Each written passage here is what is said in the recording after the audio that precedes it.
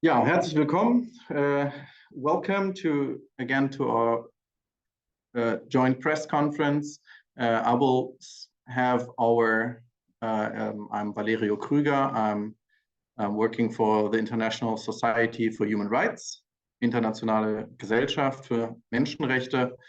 We are working since many decades on human rights violations, and Cuba is one of the countries that we are working for a long time.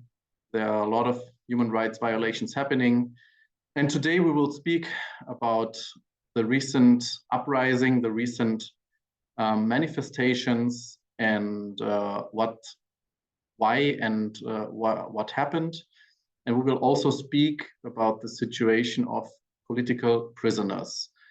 And one important political prisoner for us is Luis Frometa Compte. We will talk about his situation. And I might introduce our guests. For some traveling problems, Rosa Maria Payá will not be able to attend. But then I would like to introduce John Suarez, the Executive Director of Center for a Free Cuba. I would like to say welcome to Lars Rover. He's the political sponsor of the imprisoned German-Cuban Luis Frometa Compte, and he's a member of the German parliament. I would like to say hello to Janie Frometa Compte, the daughter of Luis Frometa. And also a very special welcome to Javier Larondo, the president from Prisoners Defenders. And also a speaker will be, but I don't know if he's with us already, Gregor Hackmark. If you are there, Gregor, then let me know who you are. I don't see your name by now. Yes, auf Deutsch auch nochmal ganz kurz. Ich habe die Namen gerade vorgestellt. Die haben Sie alle in der Einladung gesehen. Es gab vor kurzem große Demonstrationen auf Kuba. Und die Menschen sind wegen einer Versorgungskrise auf die Straße gegangen. Wir werden von John Suarez hören, wie viele Verhaftungen es gab, warum die Menschen auf die Straßen gegangen sind, was die Polizei gemacht hat und ob es weitere Demonstrationen gibt. Dear John, what happened in the last weeks? Why did the people decide to go on the streets? How many people have been detained? Are there more manifestations? How is the situation right now in the streets of Cuba? Well, thank you for the invitation. I think we need to provide some context. There are still over 1,000 political prisoners. Most of them were rounded up in arbitrary detentions, subjected to show trials on July 11th of 2021. In addition to that, there's a draconian new penal code that has expanded the penalties for engaging in nonviolent protest or for civil disobedience, expression of any sort. 500,000 disaffected Cubans have fled the country in a mass exodus over the last 2 years. And despite this, mass protests broke out in Santiago de Cuba province on March 17, 2024, initially, and spread across the island to Artemisa, Granma, Holguín, Matanzas, and other places. These large-scale protests were largely shut down by March 19th, and reports of arbitrary detentions are being documented. Javier Larondo's organization, Prisoners Defenders, has reported 32 arbitrary detentions between March 17th, but with the start of the March 17th protest, citing the largest number arrested being in Holguín with 13, followed by Santiago de Cuba 7, Havana 4, Cienfuegos 2, and Artemisa 2. These are partial numbers. We know that sporadic protests continue to break out, and the question is why? And the reason is that people are tired after 65 years of the same faces of repression. But in addition to that, there's been a collapse of the energy grid, the electrical grid in Cuba. So the outages have increased to 17, 18, 20 hours a day. So food is rotting in refrigerators. In addition to that, the regime announced and imposed an austerity package at the beginning of March, which raised the cost of gas prices over 500%, and other costs having a hyperinflationary effect in the country. And that's the reason for the protests. The protests do continue. There has also been a double discourse by the regime trying to claim that they're permitting these protests, but at the same time, that's what they project internationally. Domestically, the official press is describing protesters protesting the blackouts, the food shortages, and mismanagement as lazy, disengaged, and parasites. And we have the case of Victor Manuel Hidalgo Cabrales, although not directly linked to the protests. He put a cartoon on his Facebook page criticizing the power outages, which led to his ongoing detention, and his family's not sure about his condition. His wife put out a video recording describing the series of events that led to their home being surrounded by state security. In addition to that, Cuban intellectuals on and off the island have been speaking out, calling for nonviolence, calling for the military not to repress Cubans. The Christian Liberation Movement, a dissident movement based in Cuba, issued a statement on March 20th, calling on the international community to take two concrete actions in response to regime repression. One, the immediate solidarity of the world with the legitimate right of Cubans to live in freedom and prosperity, expressed in concrete actions and not in political rhetoric without direct consequences for the regime.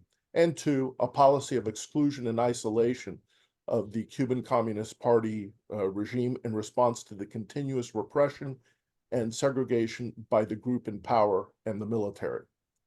They also warn that continuing to legitimize and engage with the Cuban government and continuing to accept its logic of imposed blackmail and violence, not taking the people of Cuba as a reference and independent voice, will lead to bloodshed, and once that is underway, it will be too late for the international community to act. But this warning by the Christian Liberation Movement means that they will not be able to say they did not know. With that, I conclude the presentation. Thank you. Thank you, John, for this quick presentation. For all German speakers, I will have a very short conclusion. Also, wir haben eben gehört, wir hatten auf Kuba, wir haben in Kuba in den letzten Wochen eine extreme Krise in vielen Bereichen. Wir haben einen Kollaps der Stromversorgung, teilweise mit bis zu 24 Stunden Blackouts. Wir hatten zu Anfang März die Umsetzung von extremen Preisanstiegen, zum Beispiel mit über 500% bei Benzin, 180% für den öffentlichen Nahverkehr.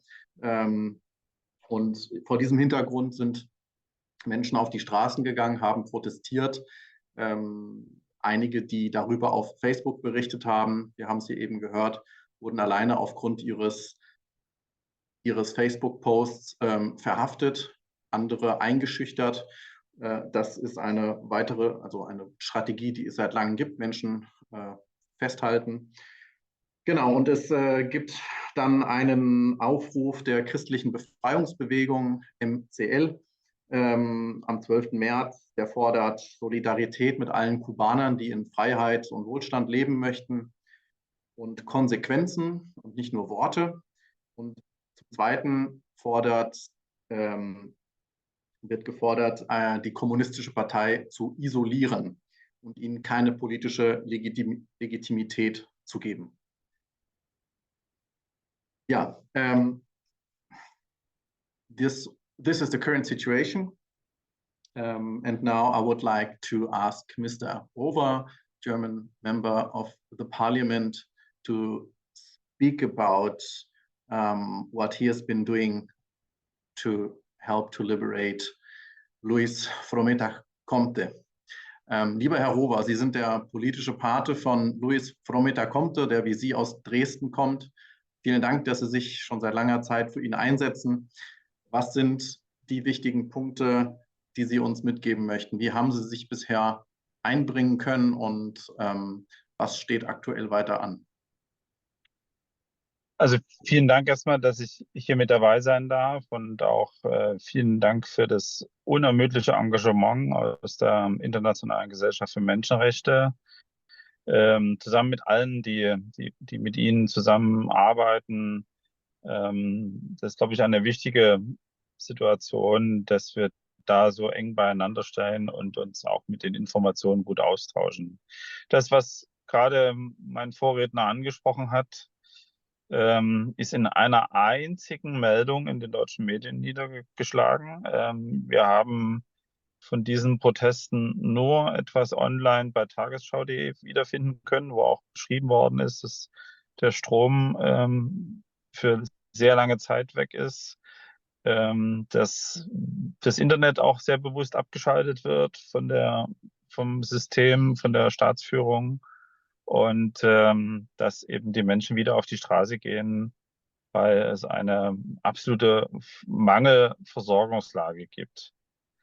Warum spreche ich das am Anfang an? Nicht nur wegen der Dramatik, die wir gerade gehört haben und der Repression gegen die eigene Bevölkerung durch die kubanische Führung, sondern weil es mich schon auch erschreckt, das Desinteresse in der Öffentlichkeit in Deutschland. Deswegen bin ich gerade der IGFM sehr dankbar und auch anderen Organisationen, die immer wieder auch den Blick auf Kuba lenken.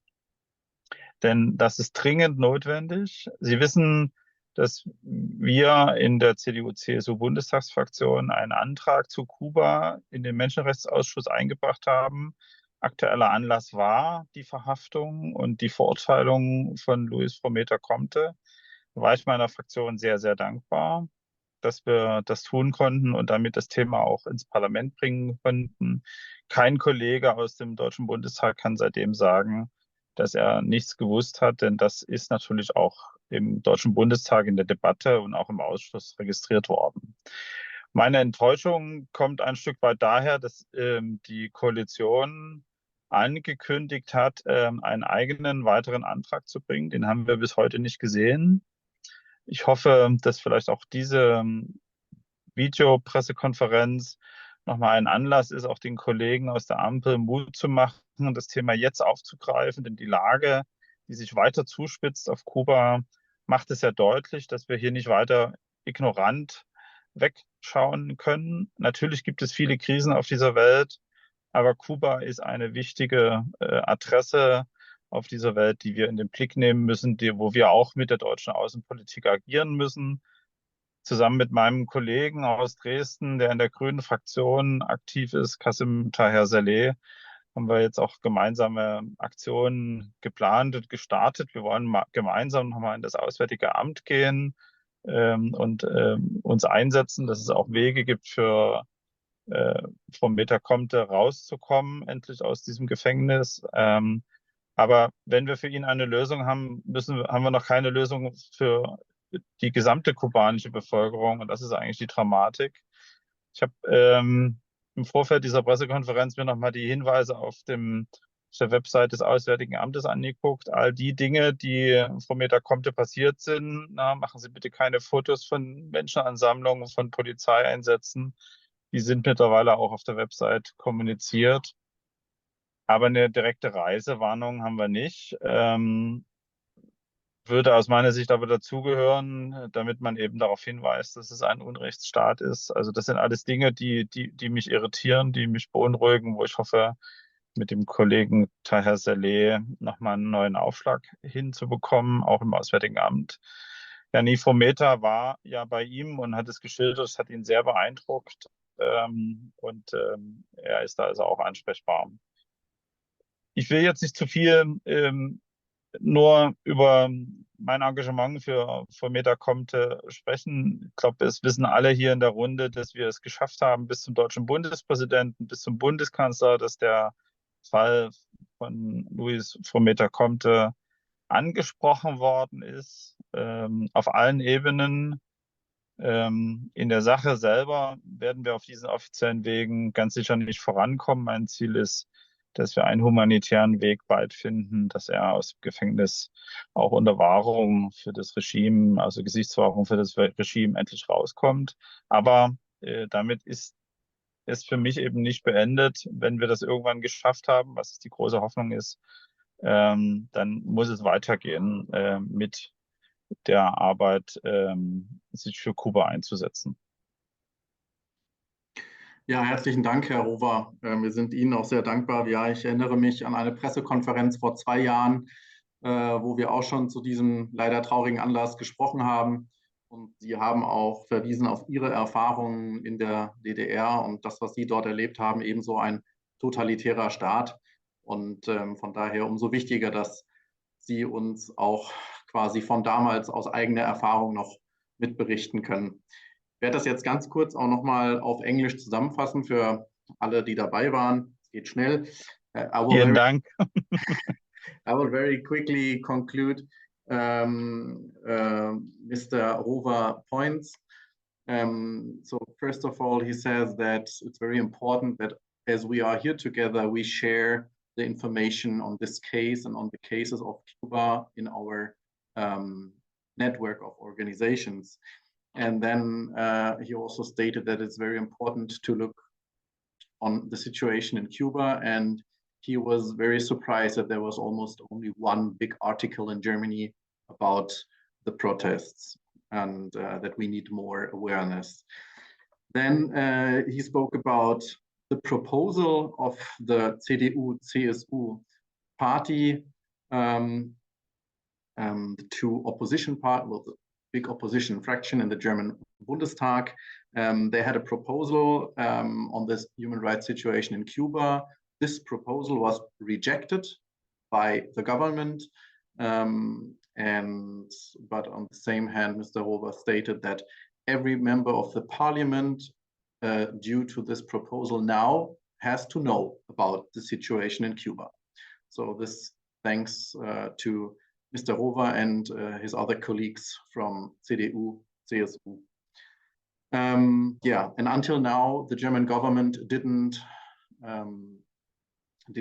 publish an own proposal, which they stated that they would do that. So maybe this conference will be help for them to again remember what they said. Yes, we had very big and important people in Germany covering this case and talking about, for example, the German president and also the German chancellor. But Mr. Rover claims that, says that he thinks that on the official ways, it's not continuing and that there has to be other possibilities, something like a humanitarian mission to help to get Mr. Luis Frometa Comte free. Yes, this very quickly, as Mr. Rover has to leave very soon our conference, I would like to very quickly ask everybody of you if there is anything that you would like to tell Mr. Rover what he and his party should be aware of. Are there any questions or recommendations to Mr. Rover? And if yes, please raise your hand.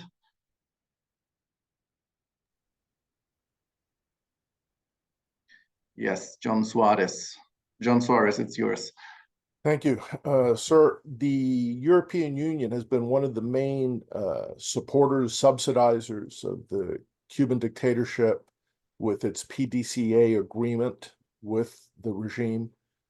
There is a human rights clause. The European Parliament has repeatedly condemned the Cuban government for not keeping its end up of the bargain on the human rights situation. Secondly, we're seeing now that there are thousands of Cubans in Russian uniforms fighting in Ukraine to advance Vladimir Putin's decision to reconstitute the Russian Empire. Do you believe that these circumstances will finally lead the European Union to cut off subsidies to the Cuban regime and follow the recommendations made by the Christian Liberation Movement to also isolate them from sports events and other activities of polite society due to their outlaw nature? Thank you. Herr Rover, soll ich es nochmal kurz zusammenfassen? Es war exzellentes Englisch, aber ich habe nicht alles verstanden. Ich gebe es zu. Ich fasse mal kurz zusammen. Herr Suarez hat gesprochen über die bisherige Unterstützung mehr oder weniger der EU für das Regime durch die verschiedenen Abkommen, in denen Menschenrechte gebrochen werden, die dem Abkommen eigentlich entgegenstehen, aber die EU unterstützt es weiterhin. Und ob denn jetzt, wo kubanische Söldner in Ukraine für Russland kämpfen, ob das ein Weckruf sein kann, für die deutsche Regierung und andere doch endlich diese Unterstützung zu beenden. Also eigentlich müsste es ein Grund sein, aber die Bundesrepublik Deutschland ist hier sehr auf dem diplomatischen Wege unterwegs. Insofern kann ich die Forderung nachvollziehen, erlebe aber im Moment das Gegenteil. Wir haben auch keinerlei Informationen bekommen. Jedenfalls ist mir nichts über den Weg gelaufen, dass der Termin, der eigentlich vom EU-Menschenrechtskommissar auf Kuba geplant war, wie der verlaufen ist, ob er stattgefunden hat. Da war für den Herbst was angesagt. Das habe ich nicht registrieren können, habe ich nichts verfolgen können. Also Sie merken, dass das so alles so ein bisschen unter der Aufmerksamkeitsgrenze läuft. Und das ist das, was mich eigentlich unruhig macht. Auch dieser offensichtlich nachweisbare Fakt, der gerade angesprochen worden ist in den deutschen Medien überhaupt nicht präsent, ist überhaupt nicht thematisiert worden. Das würde ich nochmal mitnehmen. Ich kann ja auch mal eine Anfrage an das Auswärtige Amt stellen, ob denn solche Dinge bekannt sind und wie sie damit umgehen. Also das ist eine Anregung, die ich gerne aufgreife. Ich will es mal andersrum formulieren. Wir haben einen neuen deutschen Botschafter auf Kuba. Ich glaube, einen Botschafterwechsel, der war ganz regulär stattfindend und ich habe den Eindruck, ohne über das Engagement der vorherigen Botschafterin kritisch sich zu äußern, das steht mir nicht zu, bin auf dem diplomatischen Parkett nicht so bewandert wie andere. Aber ich habe den Eindruck, dass der jetzige deutsche Botschafter in Kuba sehr stringent, sehr bewusst vorgeht. Und da habe ich auch ein bisschen Hoffnung, dass sich auch dieser Auftritt von Deutschland etwas verändert in Kuba.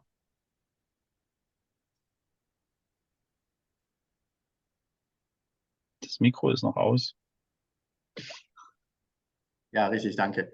John, regarding your question, Mr. Ruber states that, of course, this should be the call for the German government and others to stop subsidizing the Cuban government. But Germany is on a very diplomatic mission. The approach is very diplomatic, to put it in nice words. And yeah, this leads that he does not expect that there is any significant change. On the other hand, yes, he also did not get the information if there was a specific meeting in the European Parliament with human rights defenders on this current issue. So there is no information on that. And also there is not enough awareness in Germany on the situation on Cuba due to the many crises worldwide. And but he will take this information of our today's conference, and he will ask the German foreign offices if and what they are doing regarding this situation. And also he was speaking about the new ambassador to Cuba, that he hopes that he is continuing a good job, whereas he did not want to evaluate the job of the former German ambassador to Cuba. Ja, this so far. Herr Rover, Sie müssen bald los. You are on a way to another date. So Thank you. Bye-bye. From my perspective, thank you very much for joining our conference, and we will stay in touch. Goodbye. Thank you. Bye-bye. Ja, wir haben über Luis Frometa Comte gehört, ein deutscher Staatsbürger aus Dresden. Und wir werden jetzt mit Javier Ladrondo sprechen, der sich intensiv mit dem Fall auskennt und sich intensiv damit beschäftigt hat und uns mitteilen kann, was aktuell bei den Vereinten Nationen passiert und welche weiteren Entwicklungen es in dem Fall gibt. I will now hand over the microphone to Javier Larrondo, who is the president of Prisoners Defenders. They are working very closely and with people in Cuba and have very good statistics on the situation of political prisoners. And he is a very in-depth expert of the case of Luis Frometa Comte and will share with us the relevant news of his case and what they are doing within the United Nations group. Javier. Thank you very much, Valerio. Thank very much the International Society for Human Rights for this press conference in the heartbreaking case of Luis Frometa Comte, as well as Deputy Lars Roer for his support to the family. Let me start by saying that as of March 25th, we know that Cuba's regime has repressed the protests in numerous cities this month of March, which, like John Suarez mentioned, although in a less explosive way than those on July 11th, 2021, and are given a balance of around 100 people detained, of which 38 by now have been verified and 6 of them have been released. Apart from these cases, Cuba has 1,072 political prisoners, a little more than 950 of whom were detained on 11 July 2021. The list of political prisoners, not counting those mentioned from last March, has 115 women, 30 minors at the age of detention, 226 accused of sedition, among them 17 minors, with average sentences of 10 years of imprisonment. 270 people have serious health conditions, like Luis Frometa Comte, without any medical treatment, with serious risk for their lives. In addition, all political prisoners suffer mistreatment and torture of various types. The most serious case could be recalled that of José Daniel Ferrer García, who is slowly being killed while confined in a punishment cell with sonic torture and lack of medical attention for more than 2.5 years confined in solitary. Luis Frometa Comte was arrested on July 17, 2021 without legal justification adjusted to law, other than the alleged peaceful participation of the accused, now condemned, in the protests or demonstrations against the government that took place on July 12, 2021. He was completely missing for more than 8 days, during which time he was in a punishment and isolation cell in prison 100 and Aldabo in Havana, where the charges were brought. A precautionary measure of provisional imprisonment was decreed without judicial protection or even knowledge of the case, ordered by the investigating police officer and by the prosecutor, as it is common practice by law in Cuba.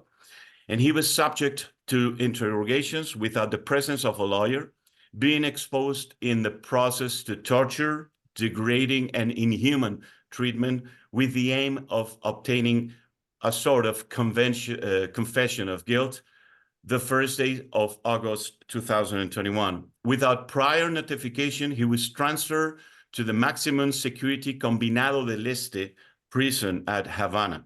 The family had no verbal, telephone, or physical contact for 20 days, at which time he was allowed the first family visit, where the family evidenced that the accused presented a significant deterioration in his state of health as a consequence of limited medical attention and the insufficiency of medicines to treat his hypothyroidism and high blood pressure. The accused did not have technical, legal, and independent defense.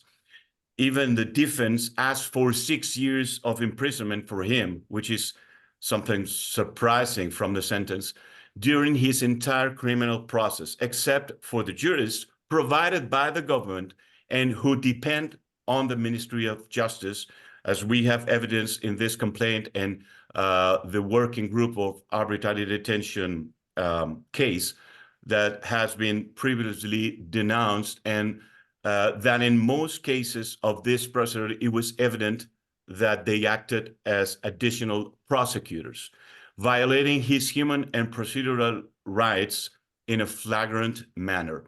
The procedure at the United Nations is in its final phase. Cuba responded, and we replied already. So we expect that within 2 months, the United Nations will sentence that Luis Frometa-Comte is innocent and he has to be released immediately. The dialogue agreement with Cuba, although well-intentioned and well-drafted, has been breached by Cuba, but also by the European Commission. If in the agreement it was key to make Cuban civil society visible and to support it with funds, so far only state-owned companies or associations have been made visible and supported with European funds. It is a scandal. If respect for human rights was a key part of the agreement, Cuba has deployed the greatest repression of the last 20 years, precisely in the years of the signing of the agreement, multiplying by 10 the number of political prisoners compared to when the agreement was signed.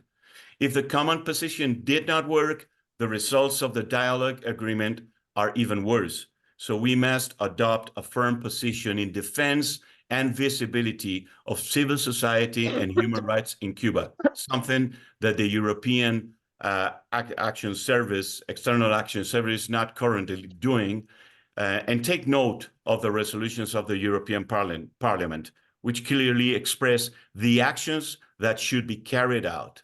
Europe cannot look impassively at the crimes against humanity that we are seeing being committed in Cuba every day.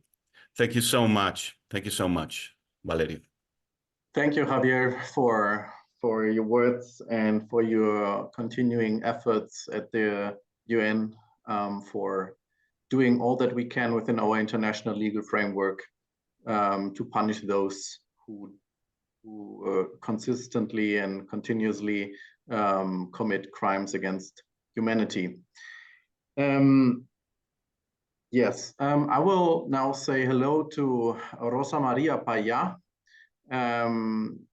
We had her planned as being the first speaker of our little panel today.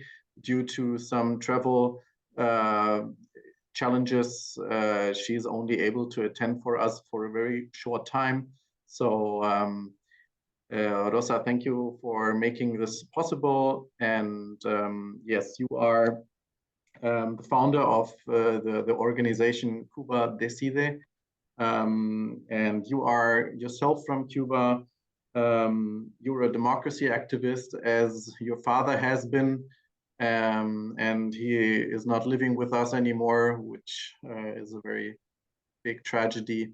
And yeah, you're somehow living what he lived and continuing the work to introduce democracy and freedom to Cuba and its citizens. So thank you for being with us.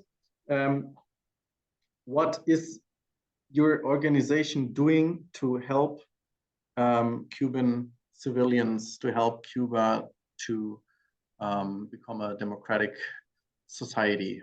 Tell me a little bit about your analysis of the situation and what you can do with your organization and the work. Yes, thank you. Thank you so much, Valerio. Thank you also to IGFM for organizing this panel.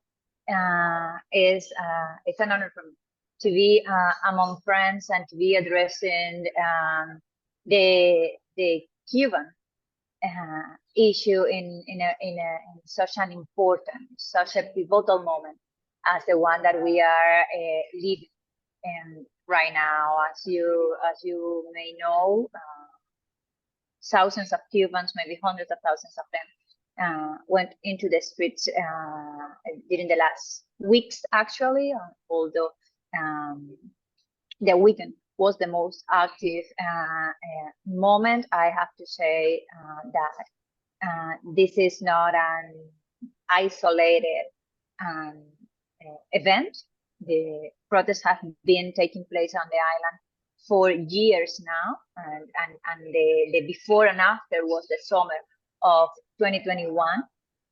But from July 11, 2021 till now, thousands of protests have taken place on the island because the Cuban people understand, and that's my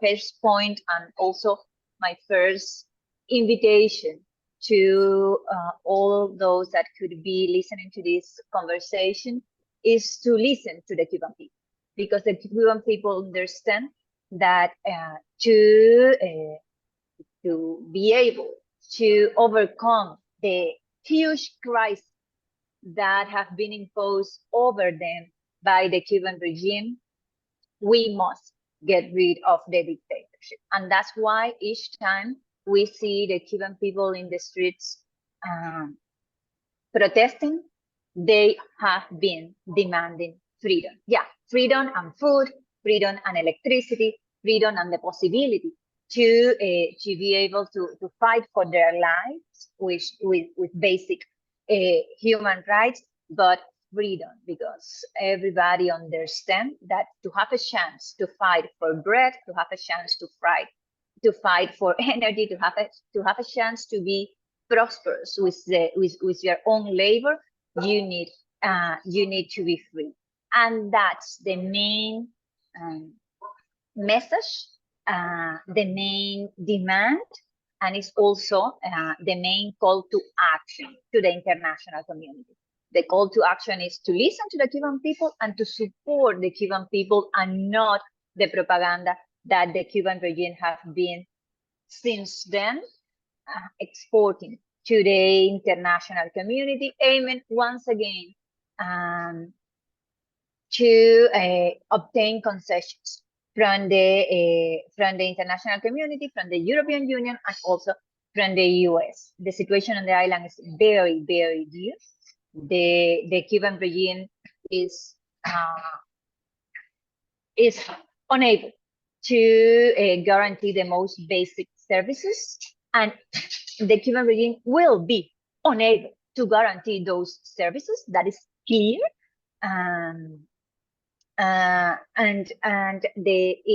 If you want to help the citizenry, well, it's better that you listen to what the citizens are asking for.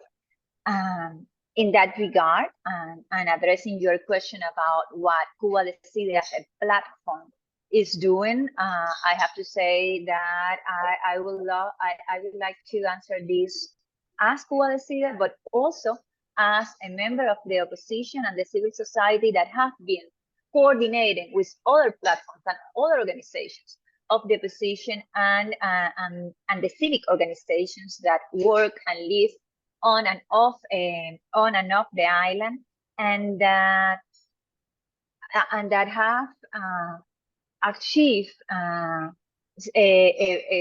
very important degree of coordination and also of agreement. The most part of us are united under the principles of the agreement for democracy, Acuerdo por la Democracia, which establish which are the principles that we all support and are committed to during a transition process. And many of us have come together to talk, in first place, to the Cuban people, to tell to the Cuban people, and especially those Cubans on the streets, that they are not alone, that the Cuban nation lives on and off the island, that we are the same people, and that we are not going to stop till that demand of freedom and that demand of change towards democracy is fulfilled. In a second instance, we talked to the Cuban military, especially those second and third officers that have been commanded to repress the Cuban people. And we have been very clear in inviting them not to be part of the repression, to take side with the Cuban people, to take the side that they belong to, which is the Cuban people. And I hope that this will multiply, not only among the Cuban civic organizations and the Cuban citizens that are already doing that, but also from the part of the international community. And to the international community, and specifically to Europe, because it's where we are, we ask from you to stop financing the Cuban regime, and very specifically through the cooperation and political dialogue agreement that the European Union has with the Cuban regime. Everybody knows that this agreement has been implemented on a temporary fashion, first by Mogherini and now by Borrell. This temporary implementation is already illegal. The Cuban regime has been violating that agreement from the beginning. The Cuban regime violates the democratic clause that is on that agreement, and the European Union is today violating its own law by not suspending that agreement, or at least by not asking for an urgent meeting to start a suspension process of that agreement. In addition to that, several nations in Europe has voiced their concerns with the agreement. The Lithuanian parliament actually passed a legislation saying that they are not going to ratify this agreement. The Sweden government asked for clarification on the violations of the agreement on the part of the Cuban regime. The European Parliament has several times passed resolution demanding the suspension of the agreement, and Mr. Borrell is still keeping that agreement in place, when everybody knows that that agreement is sending millions of dollars, millions of euros that belong to the European people to the Cuban regime. And that's the same thing to sending those euros to repress the Cuban people, or directly to the corruption and the corrupt pockets of the generals in power in Cuba. It's time to stop that. It's time to suspend the cooperation and political dialogue agreement. All the elements are over the table. There are several avenues that could be used to suspend that agreement and to keep that in place today, with more than 1,000 political prisoners being tortured on Cuban jails, with thousands of protests taking place in the streets, and in the midst of the huge crisis that the Cuban regime has created, is simply immoral. So I hope that that the European Union acts on this demand that comes actually from the Cuban people that are risking the most, the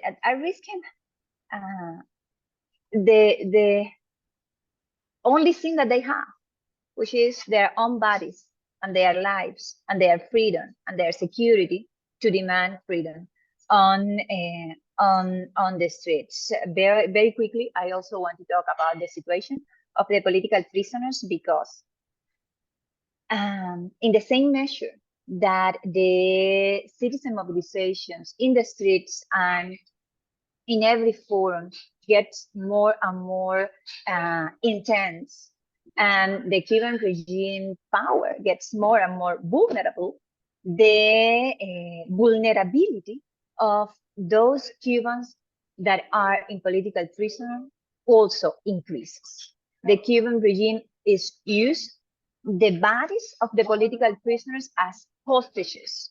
They have been actually torturing some of the political prisoners, as it was the case of Julian Mazola in Havana during the protest and after the protest, sending a message of what they can do and they are willing to do if this mobilization continue. The same thing with José Daniel Ferrer, which is actually at risk of death right now. José Daniel Ferrer has been in an isolation cell since he is in prison, since August 2021.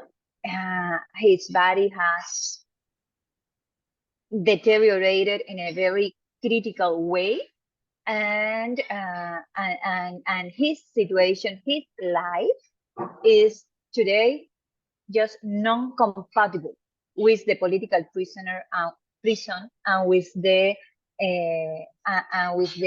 jail regime that he has been submitted to.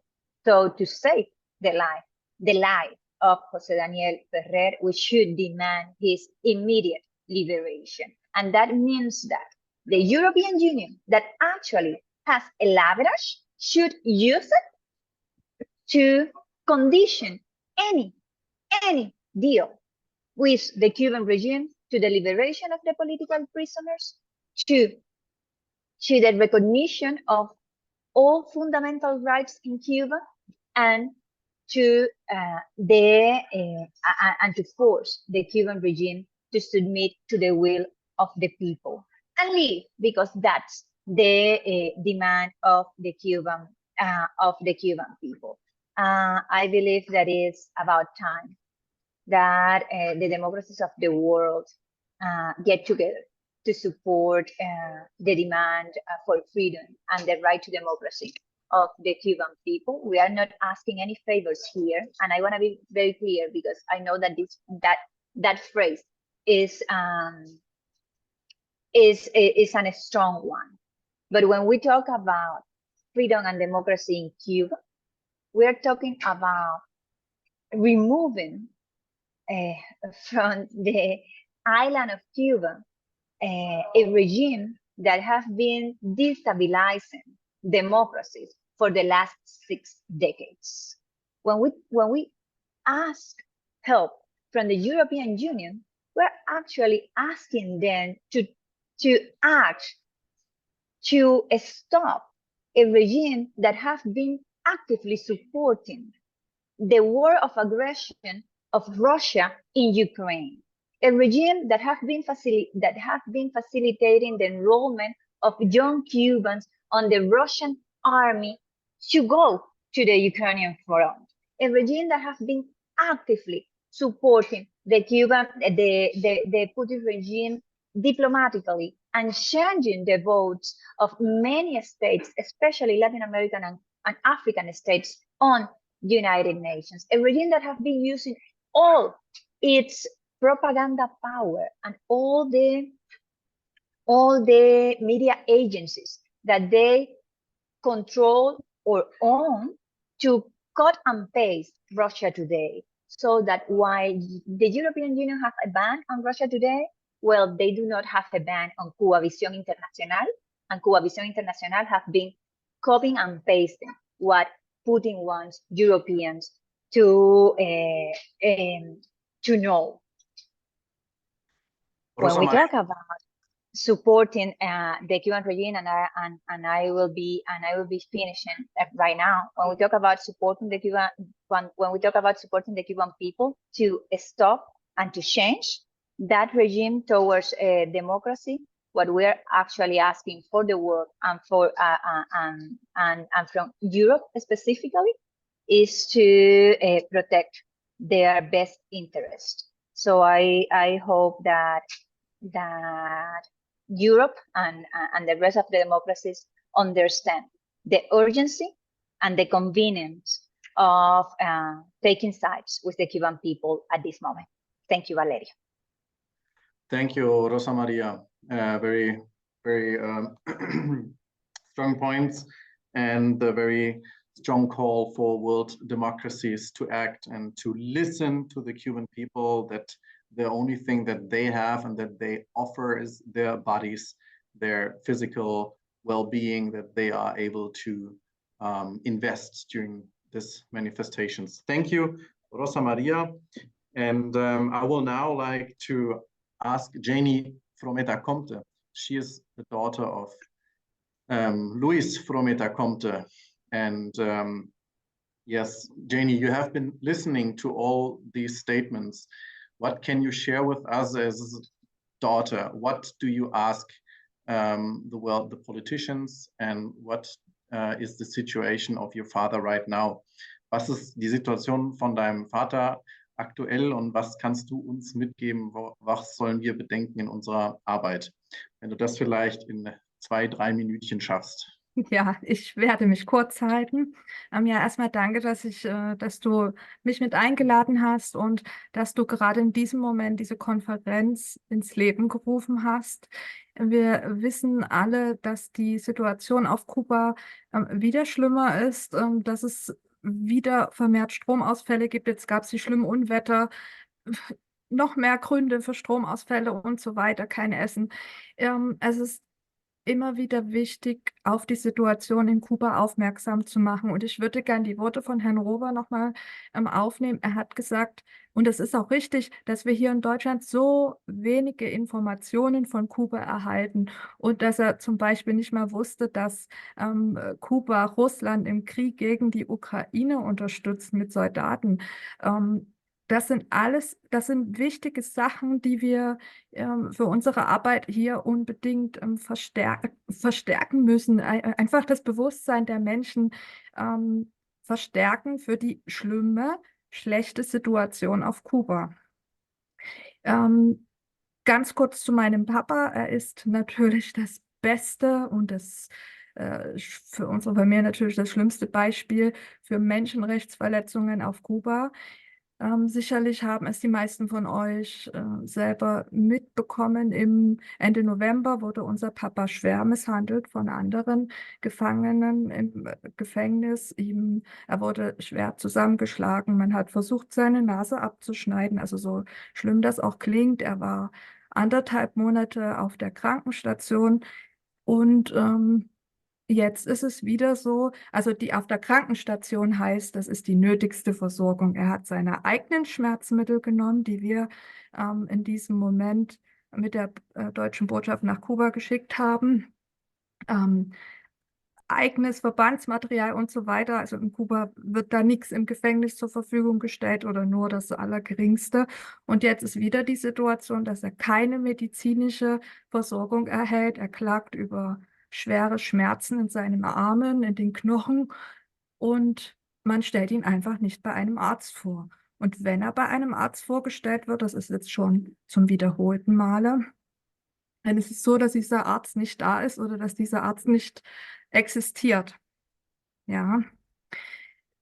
Wofür ich sehr dankbar bin, weil das ist eine sehr schwere Arbeit und ich weiß, dass das auch Prisoners Defenders, Kuba Decide, all diese Organisationen, auch ihr, die IGFM, es ist so schwer, Menschen zu erreichen. Es ist so schwer, die Augen zu öffnen. Ja, gerade auch in Deutschland, für ein Land, was so weit weg ist von Deutschland.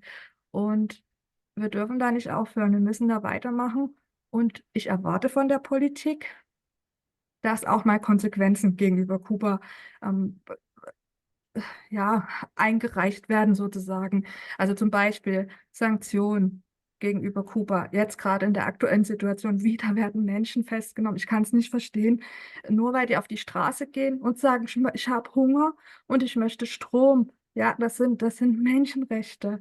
Und dafür kommst du ins Gefängnis. Und da muss die EU handeln, Deutschland handeln. Und ja, unsere Aufgabe ist es immer wieder, den Menschen auch die Augen zu öffnen No Travel to Cuba ist auch ein ganz wichtiger Fakt, damit dieser Diktator endlich mal endgültig das Geld ausbleibt, weil die Touristen bringen das Geld nach Kuba. Und das ist auch eine wichtige Sache. Da haben wir auch eine Petition ins Leben gerufen und wir wollen an die Reiseveranstalter, an die Fluggesellschaften herantreten und sagen hier, auch ihr habt eine Verantwortung. TUI als Beispiel, Condor, die haben alle eine Verantwortung gegenüber Kuba, den Menschenrechten und dem kubanischen Volk. Und ja, mein Herzenswunsch ist es, die Freiheit aller politischen Gefangenen, la libertad para todos los presos en Cuba. Und natürlich para mi papá, für meinen Papa, para mi tío también está preso. Also mein Onkel ist auch gefangen, Alto Delgado Romero. Ja, und ihr merkt, es fällt mir schwer, weil es ist einfach, ich bin traurig darüber und ich kann es einfach, die Situation nicht verstehen. Jenny, vielen Dank. Jenny, vielen Dank. Ich übersetze ganz schnell wesentliche Aspekte ins Englische. I will translate very quickly Janie's points. So the situation right now is even worse, and also citing Deputy Rover, we have not enough information about Cuba here in Germany.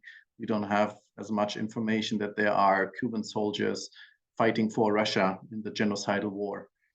In the case of her father, she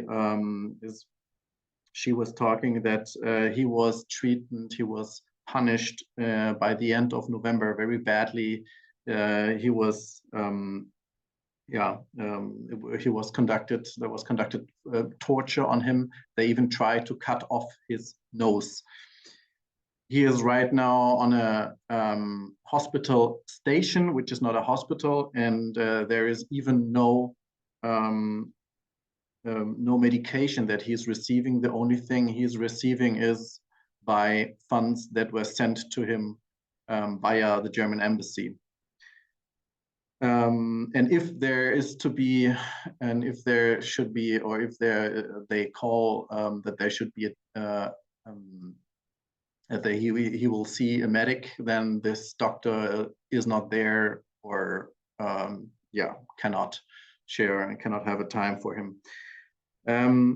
What is she asking the organization? She's asking, she's saying it is difficult to raise awareness on this topic, and she asked us and thanks us for the work that the different organizations do, and asked us to continue that.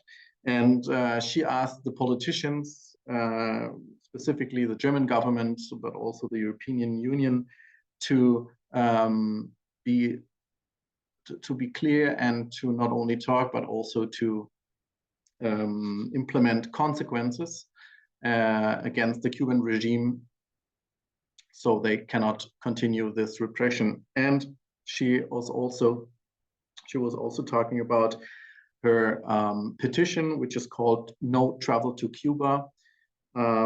She is also claiming that it's a responsibility of the tourism agencies to not travel to Cuba. They have a responsibility also for the people's lives in Cuba. Yes, very quickly, your points. Thank you, Janie. Danke, Janie. As we are already on 1 hour of time, and yes, John, we will share everything here. And if you have this, Janie, you can share the link to the petition here in the group chat. There were 2 questions, one from Jade and Tobias Käufer, and we still have Gregor Hackmark talking to us. I would like, for the time being already 4, I would like to first have our 2 questions, and Gregor, then I will also give the mic to you. Now in the order, first person was Jade. Jade, please unmute your phone, and you have a question for us. Please keep it short and address the person you want to ask. Hallo, ich weiß nicht, ob ich auf Deutsch oder Spanisch sprechen soll. Was ist besser zu verstehen für die meisten Leute hier? Also ich spreche einfach Spanisch. Ich Gut. mache nur generell. Leider, dass der Robert weg war, weil meine Frage war direkt an ihn, mache ich weiter auf Spanisch. Yo pertenezco a dos organizaciones que tienen comunicación con europeos, europarlamentarios, y entre la comunicación siempre hay una oración donde se plantea que a Cuba no se puede aislar. Eso es una respuesta de los europarlamentarios, entre ellos el presidente de la sesión de acción exterior del Parlamento, el Herbert McAllister. No, del Servicio de Acción Exterior.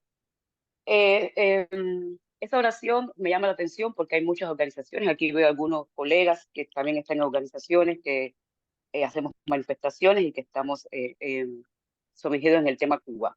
La oración es: a Cuba no se puede dejar sola. ¿Qué queremos decir a los políticos? Que el pueblo de Cuba ya está solo. Mientras que los políticos sigan hablando con los dictadores del PSC de Cuba, el pueblo de Cuba continuará solo. Dejar al pueblo de Cuba solo lo están haciendo ya. Mientras tanto, haya acuerdos con el desgobierno de Cuba, con la dictadura. Haya diálogos, haya visitas como de los altos representantes que no llevan a nada.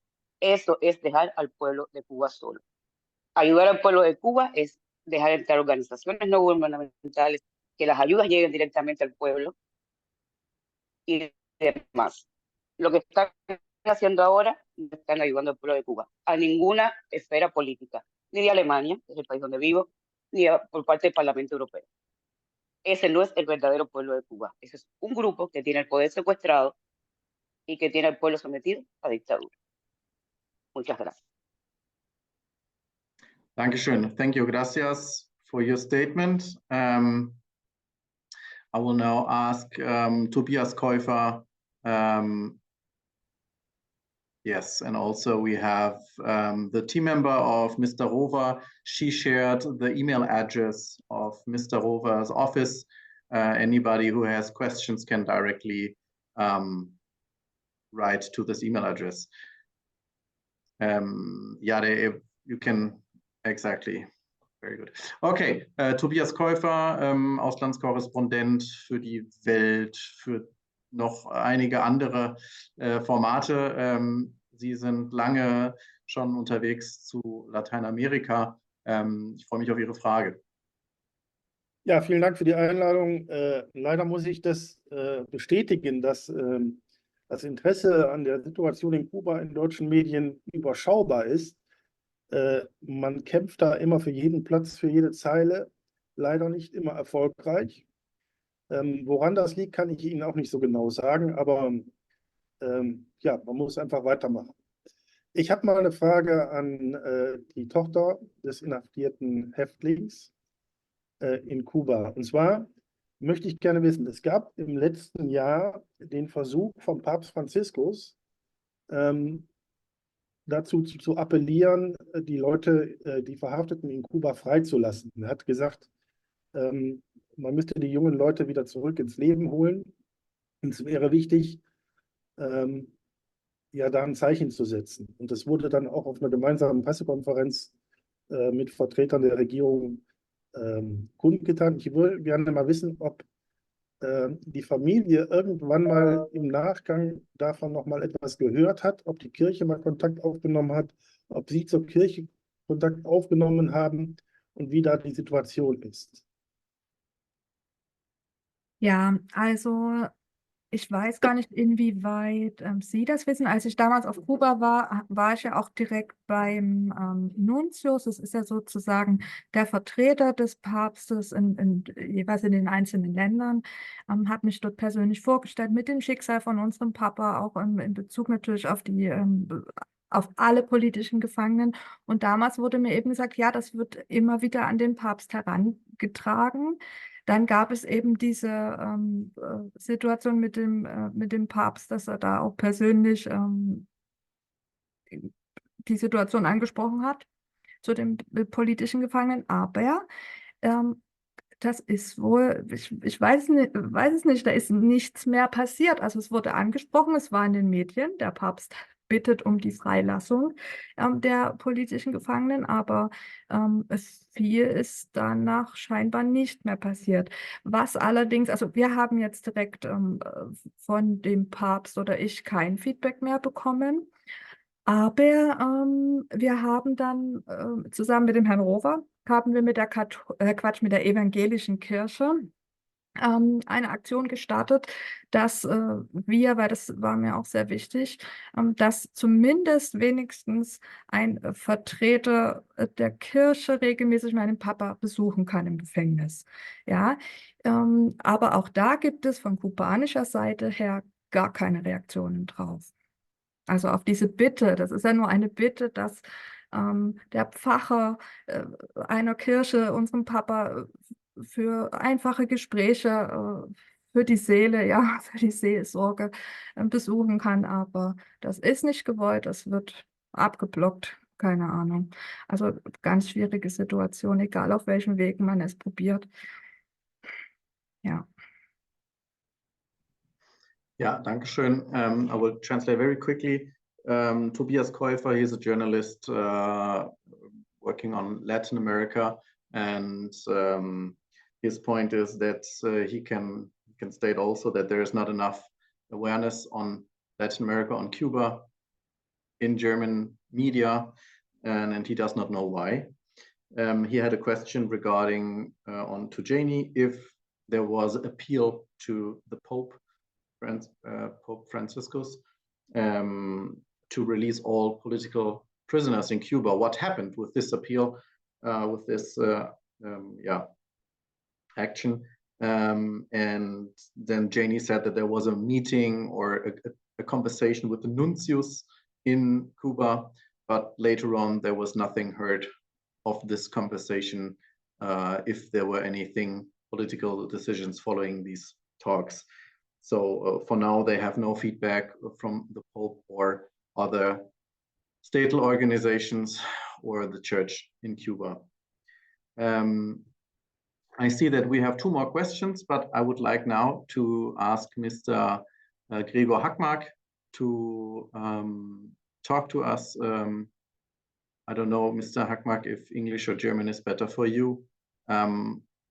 What have you been experiencing as the executive director of INIT, a platform for worldwide petitions? Yes, thank you. I'm going to start in English and then I can translate for myself as well. And I try to be very short due to the long time we are in this call already. So INIT is a petition platform and we've been supporting Gianni and Maria, the daughters of Luis, since June last year. The petition started on the 26th of June and we helped them with the text and the picture and helped to mobilize more than 16,000 people. I just shared the link in the chat, so please save the link and also share it among your network. And we really tried to raise the awareness of this case and was quite successful in the beginning. We got this on a local TV station, MDR, Mitteldeutscher Rundfunk, that actually reported and summed up the case really well. We also came, I think, to a small demo in front of the consulate, made a little video for social media, and also went with the petition starters to the foreign ministry. Unfortunately, they didn't want to receive the petition in public yet, but I think that's going to be the next step. And I also love the idea of Lars Rover that, you know, like we will try it again and that they issue a travel warning to Cuba, because I think that could be some economic pressure, definitely to be discussed. Yeah, basically our role as a petition platform is to support petition starters like we do in this case. We've done a few cases in the past, not in Cuba, to be honest, but it's always very difficult to raise awareness for political prisoners, but there are ways to get them out. I mean, if there is enough public pressure. So I'm very optimistic, and definitely we should not stop and just continue and don't lose the hope here. So, als deutsche Übersetzung, ganz kurz, Gregor Hackmark ist mein Name von der Petitionsplattform INIT.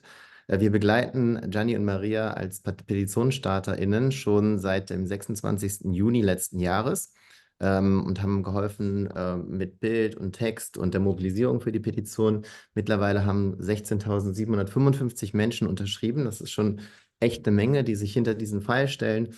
und eben auch die Freilassung fordern und auch vor allen Dingen noch mehr fordern vom Bundeskanzler, dem Auswärtigen Amt, auch dem Bundespräsidenten, sich einzusetzen für Luis und seine Freilassung. Und wir haben auch schon eine Menge erreicht. Es gab einen Fernsehbeitrag im lokalen Fernsehen, MDR, Mitteldeutscher Rundfunk, der den Fall sehr, sehr gut zusammengefasst hat, ein paar Zeitungsartikel. Wir waren auch bei einer Mahnwache vor dem Konsulat von Kuba hier in Berlin dabei, haben Social-Media-Videos dazu gemacht.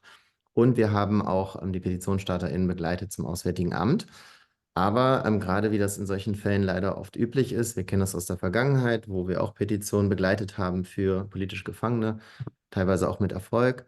Das ist immer ein Marathon, das ist kein Sprint und man muss da wirklich geduldig immer wieder dranbleiben, immer wieder Anlässe schaffen, den Druck erhöhen.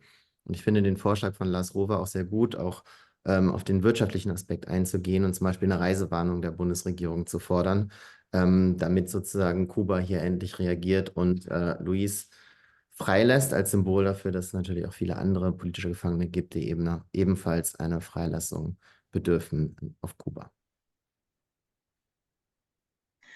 Vielen Dank, Herr Hackmark. Thank you, Mr. Hackmark, for your support and for your endeavors and for being and for joining and helping with the petition that already was signed by 16,000 people.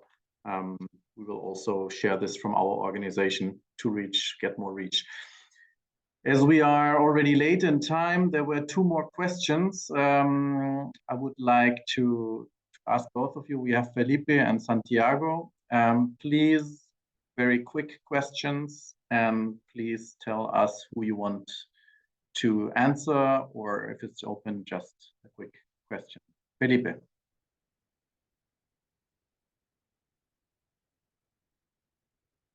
Felipe, you have to unmute yourself. Please unmute your microphone. And please also tell us if you're from an organization or if you're a journalist. Please tell us what your background is quickly. Ja, hallo. Können Sie mich jetzt hören? Ja, sehr gut. Hi. Hallo, perfekt. Okay, erst einmal danke für die IGFM, für alles, was Sie tun, nicht nur für die Menschenrechte in Kuba, sondern weltweit. Und eigentlich, was ich sagen wollte, geht eigentlich an den deutschen Politiker. Also erst einmal, ich bin Felipe von dort, ich komme aus Kuba, ich bin ein Kubaner Deutscher, die schon seit 15 Jahren in Deutschland wohnt. Und engagiere mich ein bisschen so viel, wie es geht, für die Situation oder die aktuelle Lage in Kuba oder die Lage schon seit ein paar Jahren in Kuba. Also der Herr Lars Rohwer, also man muss eigentlich hören, was die Politiker sagen. Also er ist auf unserer Seite, er versucht uns zu helfen, aber er redet über Hoffnung. Er hofft, dass die Botschafter, also der neue deutsche Botschaft in Havanna, er hofft, dass jetzt sich was ändert. Es ist alles nur eine Hoffnung, es ist alles nur eine, also das sehe ich hier nicht unbedingt, also in Deutschland haben wir noch nicht einen Politiker, entweder von der CDU oder andere Partei, die wirklich uns helfen möchte und sagen wir so, also die sich positionieren möchte, so wie die Situation es benötigt.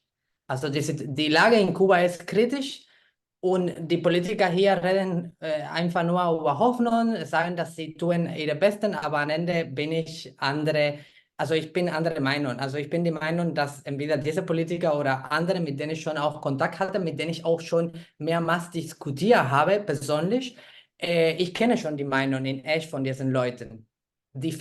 Also heute hat er gesagt, dass die Botschafterin in Havanna, also die nicht mehr jetzt ist, er ist niemand, um sie zu kritisieren. Als ich vor ein paar Jahren ihn gefordert habe, sie zu kritisieren, hat er aber auch nicht gemacht. Also es ist alles nur ein Spielchen irgendwie. Und eigentlich wollte ich nur sagen, dass für uns Kubaner muss klar sein, wir sind alleine in diesem Kampf. Wir haben niemanden, der uns wirklich so richtig helfen möchte, weil die deutschen Politiker vertreten erst einmal ihr Interesse, ihre politische Interessen in Deutschland. Und die kubanische Community in Deutschland, es ist so wenig, dass wir ja politisch eigentlich nicht so viel bewegen werden. So, was an dem Thema die deutsche Botschaft und die neue Botschafter, ich sehe nicht, also ich bin anderer Meinung als diese deutsche Politiker. Ich sehe nicht, dass der neue Botschafter andere Vision hat, andere Idee hat. Wenn ich mich angucke, und das mache ich schon seit Jahren, beobachte die Facebook-Seite von den also die deutsche Botschaft in Havanna, sehe ich keine Veränderung. Es geht immer noch weiter zu motivieren, deutsche Investoren in Kuba zu investieren. Es geht immer noch kulturellen Tausch irgendwie zu fordern. Aber es hat sich nicht geändert und wird sich nicht ändern mit diesem neuen Botschafter. Und Dora, haben Sie eine konkrete Frage? Nee, also wie gesagt, meine Frage waren ja an der Politiker, die weg ist und er ist nicht mehr jetzt da, aber ich wollte nur sagen, danke für alles, was Sie tun, aber ich sehe nicht, dass mit diesen Leuten, die uns versuchen, uns zu helfen, wirklich wir weiterkommen. No. Gut, danke für Ihr Statement, für Ihre Meinung. I will quickly, very, very quickly translate. Felipe Fondora, he is a Cuban living in Germany for 10 years or 15 years. And he is criticizing, apparently, many politicians claim that they want to do something, but they don't. And he was asking also Mr. Rova, or he was criticizing him because many years ago he asked him to criticize the German ambassador. Apparently he didn't. This I cannot confirm because I have no information on that. And yes, he said that the Cuban people are alone and that they don't have anybody. I guess that many others of you here would like their position on that. But yes, thank you, Felipe. Dankeschön. And now I would like to give the word to Santiago Alpizar. Thank you very much. My name is Santiago Alpizar. I'm an attorney here in Miami. I'm also the vice president of an organization named Cuba Demanda. I had two members of my organization also in this conference, Yare Brava, Marita de Sao. Thank you for that. And thank you, John Suarez and Rosa Maria Paya, for your statement. I'm not going to ask any question. I would like to place our position as an organization that is registered in the Transparency Registry of the European Union. We had the opinion, we had our activity will be focused in the suspension of the PDCA. We believe the PDCA is not working for Cuba, and we had to bring our claim before the Exterior Committee Action of the European Commission, and also it is necessary before the European Court of Audit. We also encourage people in Europe, now that this coming election, to vote for all those people in the Euro Parliament that support the Cuban cause, the real Cuban cause. No more hypocrisy. We would like to change the opinion that the European Union have about Cuba, consider like a special case of democracy of only one party. That's ridiculous. And we are going to make our claim all the way through until we decide, until we finally get our answer, which is a free Cuba. Thank you very much. Thank you, Santiago, for your statement and for again claiming very strongly to the PDCA. Yes, John Suarez. A question and a brief statement. One, I was trying to sign the init petition, but the country tab would not allow me to go down beyond the A's. I did it with Opera and also with Mozilla. I wonder if there's a preferred browser, and that's of course for Gregor. Oh yeah, okay. So it's usually Google Chrome, but I'll leave a contact if you discovered a bug that we can look into that. Okay.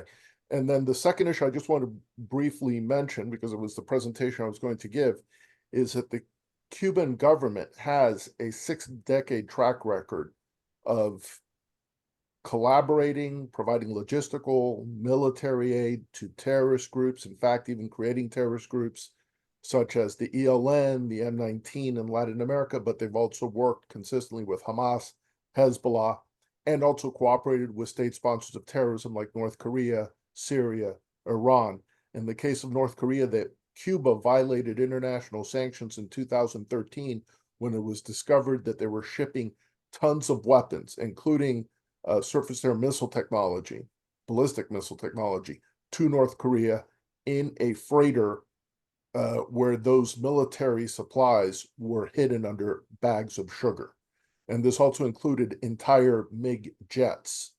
The UN investigated and they found that was in violation of international UN sanctions, but this was at the time that Obama was engaging in détente with Cuba, so it was not, they were not held accountable. And we know that this past year, 2023, they had high-level meetings with Hamas in February of 2023, and visits of the Iranian foreign minister and the Iranian president to Cuba in the early part of the year, to Havana, and in December, Díaz-Canel, the president of Cuba, visited Iran, and they have been cooperating closely with Iran since 1979. The same holds true with Syria, which points out to the hypocrisy of the regime. The Assad regime, father and son, have engaged in wholesale slaughter against groups in Syria, but more recently against Palestinians, and the Cuban government had blocked efforts to hold the Syrian regime accountable in the early 2010s. I just wanted to touch on that briefly. Thank you very much. Thank you, John. Danke, John. Yes, that's definitely an issue that we see, and we as a human rights organization can also support this statement that we see that the governments of terror regimes are working closely together. Cuba is supporting Hamas, Hezbollah, the mullahs in Iran, they are working and we're shipping missiles to North Korea. Now we have Cubans fighting for Russia in Ukraine. And that's also something that we always point out to the German politicians and the government that appeasement policy will not work anymore. We have the same case with Russia, where we had appeasement for many years. We have this in Iran right now. We have this with Cuba. This will not work. And yes, Michael, journalist in Berlin, he just raised his hand. Michael, your question, deine Frage.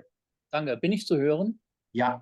Ja, danke. Wenn ich noch kurz etwas an den John Suarez fragen darf, ja? Dear John, we are following us on Twitter, on X, yes. Very happy to see you. I'm interested in the number of Cubans who fled Cuba in the last 2 years. I've read the number of 200,000. Is this number correct? And the second question, how do the American authorities treat the Cuban refugees when they reach Florida or the Mexican-American border? Do you have some demands how to treat the Cuban refugees? If they send, for example, the Bolsonaros who try to flee over the sea, they bring them back to Cuba. What happened to the refugees when they come back to Cuba? Do they get punished? The situation is apparently the latest number I've seen over the last 2.5 years is actually 500,000 Cubans that have entered the US. The bulk of them, what's happened is with the Biden administration, they did open up quite a bit initially, and that has encouraged more to come in. But also what has happened is Cuba, Venezuela, Nicaragua have been coordinating efforts to weaponize migration. So it's not just the Cubans. There's also a large number of Nicaraguans that have come in, large number of Venezuelans, and it's in the millions, in addition to other nationalities, but those are overrepresented. The Biden administration last year came out with a new policy which restricted the ability of Cubans, Haitians, and I'm trying to remember if it was, I think it was Venezuelans, which were the third country, to be able to apply for asylum on US soil. They had to do it from their homeland in violation of international treaties the US has signed. In addition to that, we do have reports of people being returned to Cuba, many banceros, and also being subjected to reprisals by the regime. And something that was quite disturbing in November of 2022, a group of Cuban migrants were attacked by a Cuban Coast Guard boat and had their boat sunk and a number of them killed. And the US Embassy in Havana repeated the same narrative of the regime, which was trying to portray it as an accident, not as something premeditated, despite the statements by the survivors. So that's something obviously that raises our concerns with regards to the United States. Thank you, John. And yes, due to our time, we are already on 1 hour 30. I would like to end with our conference. Santiago, I saw that you have a question raised. I would like to maybe you can send me your question on email, and I will try to we will try to include this. Or if you have something very important and short, then do it. And unmute your phone, please, your microphone. Well, regarding the question about how many Cubans and how restricted they are here in the United States, I remind everyone that I'm an immigration lawyer here in the United States, so I know exactly what John Suarez has said. There is almost 500,000 people who have fled the communist Cuba in the last 2 years. And unfortunately, the Department of Security here, the Homeland Security, has not been providing the right tools to the Cubans to apply for political refugee or political asylum within the United States, according to the Cuban adjustment law. Cubans have a special law, a privilege law, because we are coming from the communist country. That law has been subverted, and now Cubans that cross the border are given a simple piece of paper to allow only them to apply for political asylum, when in the past they were paroled, and immediately after they can apply for a work permit, and immediately after 1 year to adjust the status to a permanent resident of the United States. That's a sad situation that we are confronting now with the Cuban refugee. Thank you, Santiago. And yes, thank you to you all. I would like to close our conference now. If everything works, we will happy to share with you this conference recorded. We will send you the YouTube link, and so you can share this with your networks. Thank you very much for everybody. Vielen Dank an alle Teilnehmer und Teilnehmerinnen für alle Beiträge. We will work closely together for a free Cuba. And yes, thank you all. Einen schönen Nachmittag. Have a nice day or evening wherever you are. Goodbye.